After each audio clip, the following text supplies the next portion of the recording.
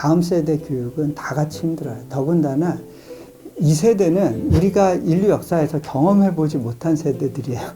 게임만 좋아하고 뭐 그런 아이들, 그도 하나님께서 늘 역전의 기회를 준비시켜 주세요. 하나님이 주신 마음은 아이한테 계속 네가 그 아이를 사랑한다는 거를 보여줘라. 근데 실은 제가 생각해 보니까 애가 미운 거야. 여러분들 Q&A 이제 하신 것, 여기 현장 방문하신 분들 포스트잇으로 하셨는데 굉장히 길게 써주셨네요. 자, Q&A 하도록 하겠습니다. 존경하는 선교사님, 선교지에서 아이 교육하실 때 힘드셨던 부분들 중 가장 큰 것과 하나님의 이끄심에 어떤 방법으로 있었는지 궁금합니다. 이제 선교지에서 아이 교육하실 때 가장 힘드셨던 부분, 가장 큰 것. 네. 결국은 제일 힘든 거는 내 맘대로 아이를 키우고 싶을 때 힘든 것 같아요. 네, 내가 원하는 대로 애가 안 따라주잖아요. 어떤 애는 따라줘요. 근데 넷을 키우다 보면 대부분 많은 수가 내가 원하는 방향으로 가주고 싶어 하지 않아요. 그게 이제 어려운 부분일 거예요. 그때 중요한 거는 아이의 미래와 아이 양육을 내가 책임질 수 없고 내가 주도할 수 없다는 사실을 인정하고 그 아이를 그렇게 만드신 하나님의 계획이 있을 것에 대한 신뢰를 가지고 그 아이의 상황을 있는 그대로 수용해 주는 게 너무 중요한 것 같아요. 저희 같은 경우는 이제 제가 특히 힘들었던 아이가 셋째였어요. 이제 셋째가 늦둥이였는데 몇 년 뒤에 이제 넷째가 또 생겼거든요. 이제 막내로 비움받고 살던 아이가 이제 경쟁자가 생긴 거예요. 그리고 이제 인도네시아 들어가면서 얘가 익숙하던 환경을 떠나서 이제 새로운 환경으로 가니까 난리가 났었어요. 얘는 뭐 이렇게 시켜도 말을 안 듣고 항상 이제 막 이렇게 대들고 어기지르고 자기 고집 부리고 하는 그러한 아이였어요. 어떻게 키워야 될지 모르겠더라고요. 하나님이 주신 마음은 아이한테 계속 네가 그 아이를 사랑한다는 거를 보여줘라. 근데 실은 제가 생각해 보니까 애가 미운 거야. 내 말 안 듣고 나 망신 주고 나한테 어렵게 만드는 이 애가 미운 거더라고요. 예.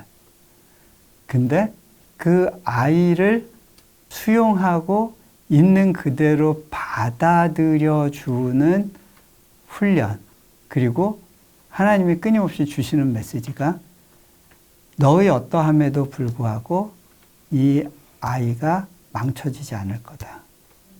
네 방식으로는 안 될 수 있는데 그럼에도 불구하고 내 계획을 신뢰해라. 근데요, 하나님의 계획이 믿어졌을 때, 그때 비로소 아이를 품어줄 수 있고 그래도 사랑한다는 마음을 가질 수 있게 되는 것 같아요. 그게 저한테는 숙제였던 것 같아요. 그게 돌아보니까 말 안 듣는 못된 아이라고 생각했는데 계획에서만 배울 수 있는 나의 해결되지 않았던 약점? 믿음이 이제 영역별로 다 같이 깊으면 좋은데 어떤 건 깊지만 어떤 거는 얕은 그런 것들이 있는데 아이를 통해서 그 부분들이 이제 건드려지는 거예요. 그리고 하나님 앞에 드러나는 시간을 갖게 돼요. 그러니까 여러분이 정말 얼마나 하나님을 믿는지는 아이들을 어디까지 하나님께 신뢰 가운데 맡겨드릴 수 있는지하고 같이 가요. 두 번째 질문입니다. 네.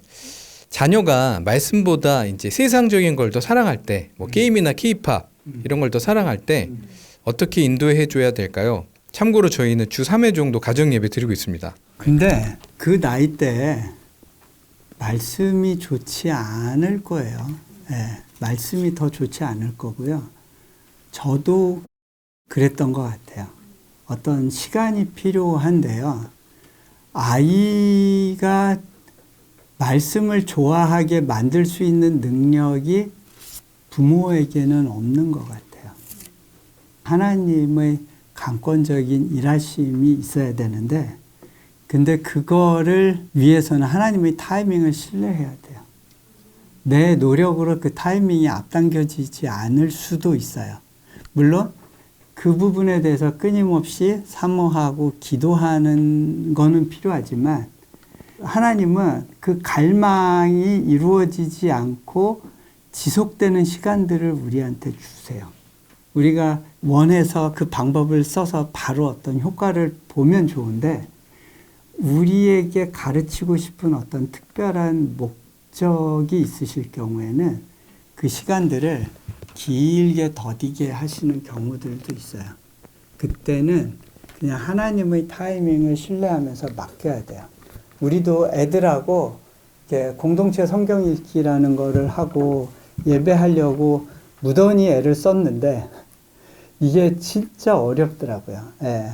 막내가 어릴 때는 안 도와주고, 또 막내가 좀 크면 셋째가 튕겨나가고, 또 애들이 사춘기 되면 내가 알아서 혼자 성경책 읽을게요 하고, 이게 쉽지 않더라고요. 예. 그래서 잘 안 되는 게 그게 당연한 거예요. 예. 그리고 특히 자녀들의 문제를 심지어는 큰 교회 목사님들도 아파하고 힘들어하는 분들 되게 많아요. 선교사님들도 힘들어하는 분들 많고요. 그래서 나만 힘든 게 아니라 다음 세대 교육은 다 같이 힘들어요. 더군다나 이 세대는 우리가 인류 역사에서 경험해보지 못한 세대들이에요. 그 SNS나 이렇게 미디어를 통해서 엄마 아빠들이 모르는 다른 세계들을 다 가지고 있고, 그걸 정보로 얻고, 또 그걸 통해서 가치관이 형성되어 가는 아주 어려운 세대예요. 예. 그거는 한국 아이들만 힘든 게 아니라 인도네시아 애들도 기존 세대와 너무 달라요. 몽골도 그렇고요. 예, 애들이 달라지고 있어요. 그러니까 쉽지 않아요. 쉽지 않은데 결국 기도하면서 그 끈을 놓지 말아야죠. 예. 할 수 있는 건 하되 할 수 없는 영역에서는 맡겨드리면서 가야 되는 것 같아요. 예. 그리고 우리가 어느 선까지는 아이들이 핸드폰을 들여다보는 시기를 늦출 수는 있는 것 같아요. 그것까지는 부모가 어떻게든 노력을 할 수 있는데, 그것도 어느 나이가 되고 나서는 통제가 안 돼요. 그냥 무방비로 아이들이 거기에 빠져들게 되는 상황 속에서 해줄 수 있는 게 없는 경우들도 있는데요. 얘기는 해줘야죠. 잔소리가 되지 않는 선에서. 그게 왜 나쁜지 그거에 대해서는 가르쳐 주되, 하지 말라고 그런다고 해서 애들이 안 하는 건 아니잖아요. 자기만 혼자 있는 시간에 어떻게 하는가가 중요하잖아요. 예, 그 부분은 엄마 아빠가 통제할 수 없는 영역이고요. 그 영역에 대해서는 그냥 하나님이 아이와 만나서 또 일해 주시기를 기다려야죠. 우리 때보다는 더 힘든 것 같아요. 우리 때는 그래도 중고등학교 때, 대학교 때 이렇게 기도하고 수련회 갔다가 하나님 은혜도 받고 은혜 체험도 많이 하고. 근데 요즘 아이들은 재밌는 게 너무 많아서 그런지 모르겠는데 상대적으로 어려워요. 예. 선교사 가정도 어려운데 뭐 일반 가정은 더 어렵겠죠. 예. 진로를 정하지 못한 아이에게 어떤 대답을 해줘야 될지 모르겠습니다. 아직 신앙심도 부족한 아이에게 하나님께 기도하라는 얘기만 하고 있는데 요즘은 그 말조차도 귀찮아합니다. 무기력한 아이를 어떻게 현명하게 해야 될지 모르겠습니다. 계속 기도해 줘야 되고요. 지금 얘가 진로가 안 보인다고 해서 꼭 어려워할 필요는 없는 게요. 앞으로 10년, 20년 뒤에는 우리가 지금까지 보지 못했던 새로운 직업군들이 만들어질 거예요. 그러니까 아이가 관심 있는 것이 무엇인지를 자세히 들여다보고 아이가 잘할 수 있는 것에 대해서 계속 관찰해 주는 거는 필요하죠.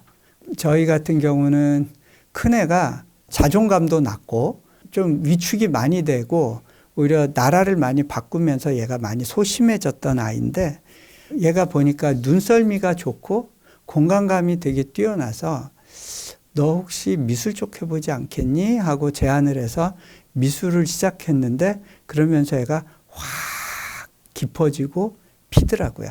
그러면서 미술을 하는 과정에서 이제 아빠 따라다니면서 봤던 것들이 거기에 이제 녹아 들어가기 시작하는 거예요.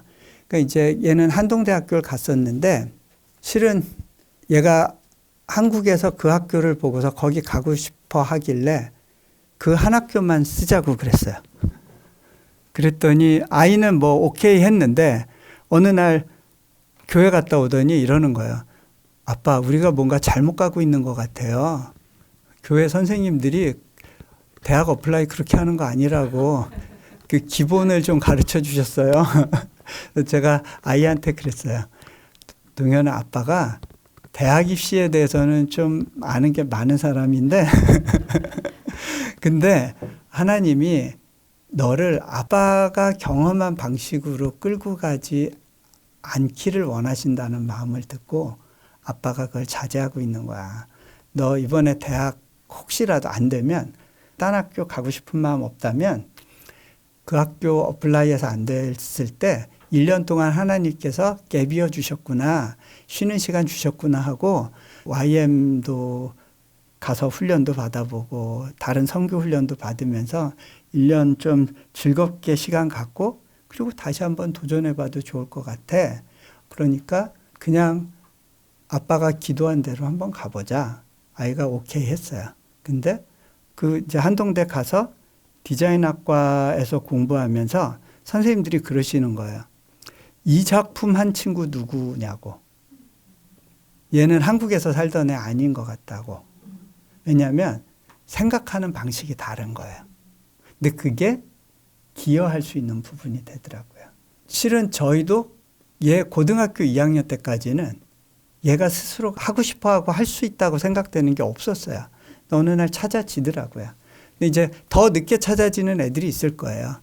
그런 경우라면 그냥 일반적인 공부하면서 아이가 스스로 뭔가를 찾아갈 수 있도록 격려하고 도와주고 하는 것으로도 충분하지 않을까요?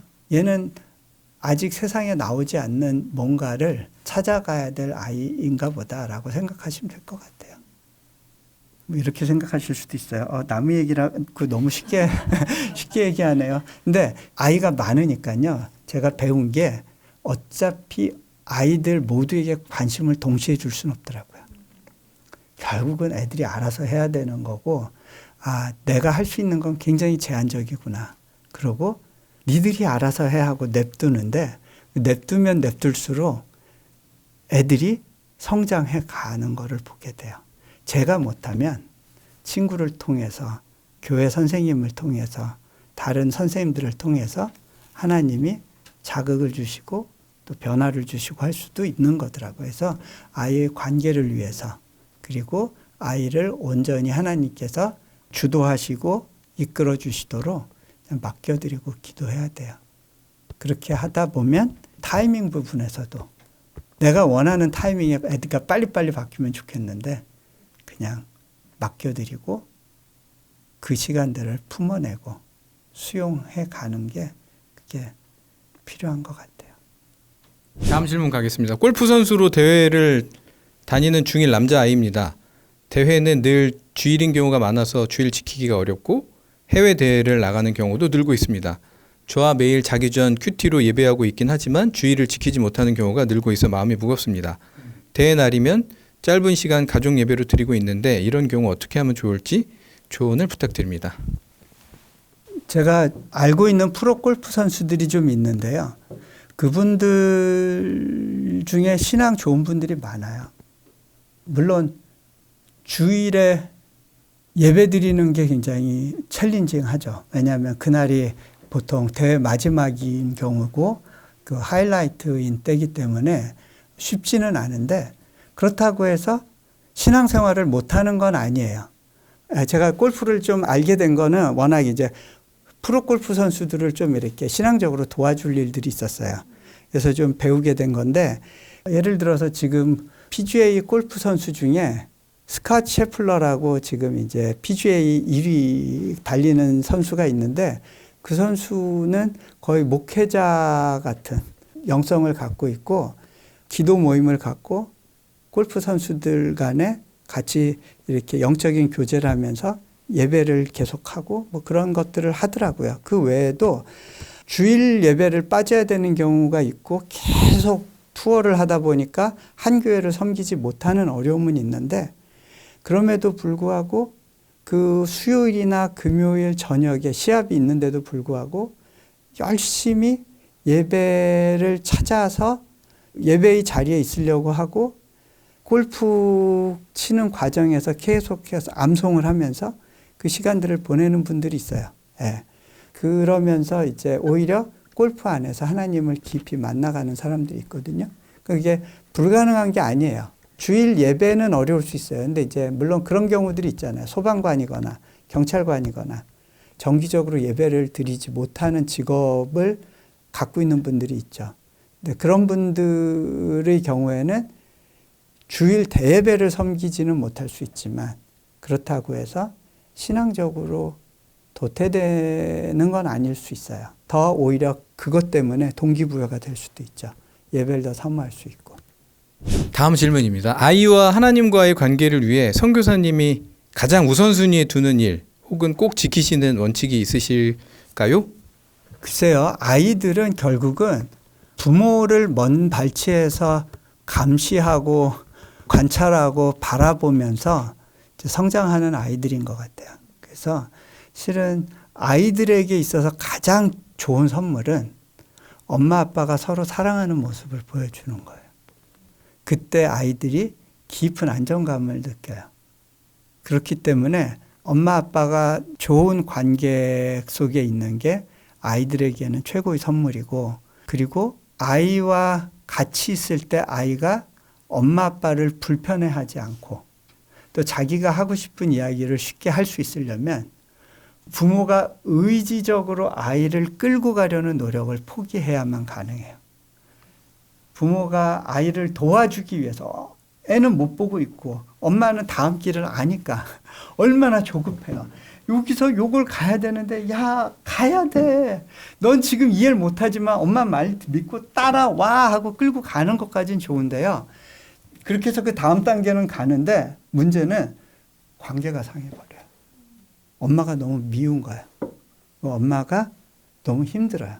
엄마가 옆에 있으면 내가 자존감이 무너지는 느낌을 갖는 거죠. 특히 사춘기 들어서면서는.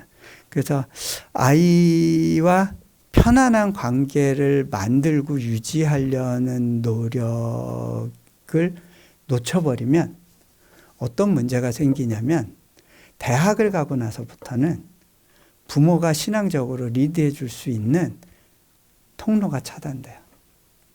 관계가 끊어지고 나면. 저희 같은 경우는 특별히 그거에 대한 신경을 쓸 수밖에 없는 게 해외에 살면서 아이가 또 다른 해외에 사는데 얘가 전화를 해주기 전까지는 부모가 얘에 대한 이야기를 들을 수 있는 기회 자체가 없는 거예요. 그래서 얘가 어려운 일이 있거나 힘들 때 편하게 엄마 아빠한테 전화할 수 있는 관계를 만들어내고 대학에 보내는 게 너무 중요하다는 생각을 했어요. 물론 한국은 상황이 달라서 대학을 가더라도 집에서 왔다 갔다 하는 경우들이 있을 수 있는데 저희는 그 부분에서 조금 더 절박감을 갖고 고등학교 때 대학 가는 것보다 중요한 게 부모와의 관계 속에서 건강하고 투명한 세팅을 만들어내는 것. 그게 저희에게 굉장히 중요한 숙제였던 것 같아요. 그러니까 대학 보내는 것도 부모와의 관계를 더 빌드업하기 위한 하나의 과정으로 활용하려고 했었어요. 다음 질문 가겠습니다. 욕하거나 거친 아이들 때문에 힘들어하는 초사 남자아이입니다. 신앙교육 중심의 크리스찬 스쿨로 옮기는 게 맞는 건지 고민입니다. 다양한 인간관계와 이런 경험들이 아이를 단단하게 성장시켜 줄 수 있는 게 아닐지, 아니면 환경을 바꿔서 보호해 주는 게 맞는 것일지. 그거는 아이마다 다른 것 같아요. 저희 아이 넷이 다 어떤 상황이 발생했을 때 그것에 대처하는 방식이 다 달라요. 그 중에는 그거를 도전하면서 뛰어넘는 애가 있는가 하면 그 환경 때문에 위축되고 주눅들고 상처만 받는 아이가 있어요. 똑같은 배에서 나와도 애가 다르더라고요. 그러면 아이가 어떤 환경이 좋은지를 잘 세팅을 해줘야 되는데요. 초등학교 4학년 아이한테 네가 환경을 뚫고 도전하면서 그 상황을 이겨내는 아이가 돼야 돼라고 하는 말은 이해되기 어려운. 그러니까 부모로서는 애가 그렇게 커주면 좋겠지만 그거는 상당히 무리한 요구일 것 같아요. 어쨌든 환경 속에서 편안함과 안정감을 느낄 수 있는 세팅으로 바꿔주는 것이 저라면 필요할 것 같아요. 예. 저희 집 애 중에서도 이제 딱 그림이 그려지는데, 얘는 그냥 냅둬도 되고, 얘는 그렇게 하면 큰일 나고, 예. 그거는 애가 한둘밖에 없으면 그게 잘 파악이 안 되죠. 첫째는 이랬는데 둘째는 왜 이러지? 왜 이런 게 아니라 그게 당연한 거거든요. 다 달라요. 예. 그러니까 그 다른 거를 잘 이해하면서 접근해야 되지 않을까 싶어요. 예. 힘드시죠? 뭐 괜찮습니다. 네. 뭐 질문이 재밌네요. 그 지난주 수요일 날 한국 들어오셔가지고 다음 주 월요일 날 다시 출국하시는데 그 사이에 또 짬을 내주셔가지고 흔쾌히 응해 주셔가지고 네. 이게 리더가 순발력이 있어야 이런 게 돼요. 근데 그 밑에 있는 직원들은 힘들어요. 제 얘기 하는 겁니다. 네. 저희가 그래도 뵌지 벌써 한 10년? 2015년도였나요? 제가 이제 잠깐 여담이지만 머리 식히는 차원에서 그 둘째 딸 지금 이제 대학 간 소연이를 제가 이제 인도네시아 가서 봤는데 이제 같이 뭐 이제 식사도 하고 뭐 이렇게 다녔잖아요. 근데 그때 참 인상이 깊었던 게 얼굴에서 진짜 빛이 나요. 얼마나 빛이 나는지 본 지 10년이 됐지만 그리고 아까 말씀하신 것처럼 다 자기가 알아서 장학금 받고 대학에 진학을 했고 그죠? 네, 그런 애가 있고요. 네. 일일이 케어가 돼야 되는 애가 있고요. 손이 많이 가는 애가 있고 손이 안 가는 애가 있고 그런 것 같아요. 혹시 방송을 보시는 분 중에서 그 이용규 선교사님이 섬기시는 인도네시아 JIU 대학교에 관심이 있으신 분들은 제 번호 다 아시죠? 여기 온라인으로 보시는 분들도 저한테 연락 주시면 제가 잘 연결해 드리도록 하겠습니다. 번호 네. 저희 그 더보기 유튜브 더보기 보면 항상 제 번호가 있잖아요. 아까 그 얘기가 조금만 더 하면 게임만 좋아하고 뭐 그런 아이들 그도 하나님께서 늘 역전의 기회를 준비시켜 주세요. 지금 보이는 그 절망적인 상황이 다가 아닐 수 있다. 뭐 우리 학교에서 그런 예가 여러 가지 있었는데 이제 그 중에 하나가 한 한국 학생이 우리 학교에 들어왔는데 그 어머니께서 목사님이신데 특별히 아이를 우리 사역자 누군가에게 부탁을 하셔서 들어오게 됐어요. 영어도 준비 안 됐고 여러 가지로 준비가 안 된 학생이었는데 그렇게 보내신 이유 중에 하나는 아이가 자존감도 낮고 대인기피증도 있고 방문 걸고 안 나오는데 그 안에 들어가서 10시간, 20시간 게임만 하는 아이였어요. 그러니까 엄마가 얼마나 속상했겠어요. 목사님으로서. 얘 좀 어떻게 살려주세요. 뭐 다른 건 안 바라는데 컴퓨터 게임만 안 하고 제 갈 길 찾아가면 좋겠다는 마음으로 우리 학교에 보내셨는데 얘가 우리 학교에 와서 많이 바뀌었어요. 일단은 인도네시아 아이들이 너무 좋아해주고 한국에서 온 귀공자로 너무 잘 대접해주고 대해주고 늘 앞에 세워주고 그러니까 아이가 조금씩 이제 앞에 서기 시작하더라고요. 그러고 그 해 1년 마쳤을 때 그 과에서 성적이 제일 좋았어요. 그리고 아이가 늘 비는 시간마다 교실 찾아다니면서 기도하기 시작했어요. 한국에선 어머니가 얘 좀 제발 기도하는 모습 보면 좋겠다 했던 아이인데 얘가 그렇게 떨어져서 혼자 생활하는 가운데 기도가 고파서 기도할 곳을 찾아다니면서 기도하는 아이가 됐더라고요. 이번에 졸업하고 이제 군대 문제부터 해결하겠다고 하길래 너 군대 갔다 와서 뭐 하고 싶니? 그랬더니 해외로 유학 갈 준비하려고요. 그리고 졸업하면 그 JIU 돌아와서 교수하고 싶어요 라고 이야기를 하더라고요. 얘가 이제 받은 은혜가 있으니까 그곳에서 또 섬기고 싶은 마음이 생긴 거거든요. 보면 그 아이가 그렇게 게임 중독에 망가진 아이가 아니었으면 인도네시아로 보낼 용기를 아마 엄마가 못 가졌겠죠. 그런데 어쨌든 그렇게 된 게 걔한테는 기회가 됐던 거고요. 그리고 하나님이 예비하신 섭리 가운데 이제 그 안에서 이제 성장과 돌파가 일어났어요. 그래서 뭐 기숙사에서 우리는 이제 인도네시아 학생들과 같이 4인실, 8인실 이렇게 많은 학생들이 같이 지내야 되는데 4인실로 옮겨줄까 그랬더니 아니라고 자기 8인실에서 좀 더 많은 아이들과 부대끼면서 살아보겠다고 그러면서 그 시간들을 지나가더라고요. 엄마는 그 모습을 모르죠. 근데 그 아이의 그 깊숙한 곳에 자기를 성장시키고자 하는 열정이 있었는데 그 방법과 환경을 못 찾았던 거더라고요. 하나님의 때 하나님이 준비하신 길들이 있다는 거를 신뢰하면서 가도 안전하다라는 걸 사역의 현장에서 많이 경험합니다. 네. 이제 뭐 여기 있는 질문을 다 할 수는 없을 것 같고 그 제가 개인적으로 한두 개만 여쭤보고 싶은 게 한국은 비교하는 문화가 되게 강하잖아요. 네. 아이들이든 어른이든. 네. 그래서 아까 여태까지 말씀하셨던 것처럼 엄마들이 비교 때문에 힘들어하는 건데 비교에 대해서 한 번만 그래도 정리해 주시면 좋을 것 같습니다. 네. 하나님이 우리에게 주신 건 다 달라요.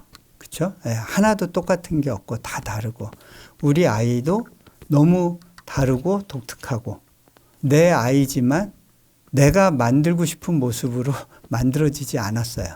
근데 그것 자체가 하나님이 보실 때는 귀한 거고 또 가정에 주신 선물인 거고 고유하고 독특한 거기 때문에 비교가 의미가 없어요. 실은 한국 안에서 아둥바둥 할 때는 누가 뭘 더 갖고 이런 게 비교 대상이 되겠지만 이 넓은 세상 속에 들어갔을 때 보면 내가 뭘 갖고 있다는 게 그게 자랑거리가 아니에요. 더 가진 사람도 많고요. 그거보다 훨씬 없이도 행복하게 사는 사람들이 있어요. 아프간 난민으로서 집 없이 사는 아이인데 우리 학교에 와서 보니까 애가 너무 밝고 고귀해 보여요. 근데 우리나라의 많은 아이들이 그 아이보단 더 많은 것들을 갖고 있는데 자기를 너무 불행하다고 생각하고 불쌍하다고 생각하는 아이들이 많아요. 그런가 하면요. 저는 여러분들이 부러워할 만한 환경에 있다고 생각되는 분들을 만날 기회들이 많았어요. 그 아주 돈이 많은 분들, 사업에 성공한 분들, 또 스포츠 스타, 뭐 연예인 많이 만나봤어요. 그런데 공통점으로 각자가 다 문제가 있어요. 아픔이 있고요. 그거를 해결하기 위한 몸부림의 시간들이 있어요. 그러니까 뭘 더 갖고 덜 갖고가 우리를 행복하게 해주는 게 아니고요. 여러분들이 저 사람들은 저걸 가지고 있고 남들이 많이 알아주고 하니까 행복하겠구나 라고 생각하는 분들을 보면서도 제가 그분들이 너무 불쌍해서 어떻게 도와줘야 될까를 고민하는 때가 많아요. 오히려 선교지에서 없이 사는 사람이 더 영적으로 행복하고 정서적으로 감정적으로 더 풍요로울 수도 있는 거더라고요. 왜냐하면 제가 한국에 나오면 도와줘야 되겠다 생각하는 분들이 너무 많아요. 그게 어떤 거냐면 제가 부유한 거예요. 물질에서는 압박을 받고 있을지 모르겠지만 제가 풍성하게 갖고 있는 것들이 있어서 이분들을 보면 너무 이렇게 돕고 싶은 마음인 거예요. 그래서 한국에 나올 때는 제가 뭘 얻기 위해서 나온다기보다는 돕기 위해서 나오는 듯한 느낌이 들어요. 결국 여러분의 자녀들도 그렇고 여러분이 얼마나 부유한 것을 갖고 있는가. 아이가 병에 걸리지 않았고 그 나이에 생명을 걷어가시는 경우도 많거든요. 그런데 지금껏 같이 살 수 있고 얼굴 볼 수 있고 그리고 미래를 같이 생각할 수 있고 그리고 비를 피할 수 있는 집이 있고 또 어딜 가고 싶을 때 갈 수 있는 차가 있고 그 자체가 굉장한 풍성함이거든요. 감사의 제목이 될 수 있는 거더라고요. 예. 여러분들이 되게 부유한 사람이에요. 예. 있고 없고의 문제를 떠나서. 예. 진짜 마지막으로 한두 개만 더 여쭤보고 네. 보내드리도록 하겠습니다. 그 아이들이 네. 기도하는 시간을 갖게 하는 걸로 교육을 해야 되겠죠? 매일? 기도를 열심히 해주세요. 예. 엄마, 아빠가? 그리고 엄마 아빠가 기도하는 모습을 보여주세요. 예. 그래서 애들이 아침에 잠 깨서 엄마 아빠 찾으러 갔는데 기도하는 모습을 보면 그게 교육이 되는 거지. 너 기도해. 기도를 오늘 하면 밥 주고 안 하면 안 주고 그렇게 하면요. 부모가 컨트롤하는 그 시기는 억지로라도 해요. 근데 그 다음이 문제예요. 기도는 우리도 힘들어요. 그렇지 않나요? 기도를 하기 위해서는 구별된 시간을 내고 애씀이 있어야 돼요. 결단도 필요한 경우가 많고요. 근데 아이들이 친구하고 2시간 전화하면서 힘들어하지 않아요. 너 친구랑 2시간 전화 안 하면 밥 안 준다 이럴 필요 없어요. 예. 그거는 1시간이고 2시간이고 막 하거든요. 왜? 재밌고 좋으니까. 실은 하나님이 편하고 가까이 하기에 즐거운 분으로 아이들이 인식할 수 있어야 되거든요. 근데 거기에 강제의 요소가 들어가면 자칫하면 관계의 벽이 생겨요.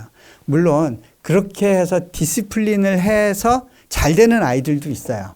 근데 그 아이들은 소수인데 그렇게 키워내는 것도 어떤 아이들한테는 좋은 방식일 수 있는데 많은 수의 아이들은 그렇게 하면 거부감과 함께 불편함이 생기게 되고 형식적인 기도는 하지만 그 기도 가운데 하나님을 만나고 경험하지는 못할 거예요. 근데 이제 엄마 아빠가 기도의 생활을 하고 본을 보이고 기도 가운데 하나님께서 이런 감동을 주셨어. 이런 마음을 주셨어. 이런 것들이 자연스럽게 삶 가운데 나눠지게 되면 그러면 아이가 그 영향 속에서 계속 도움을 받겠죠. 네.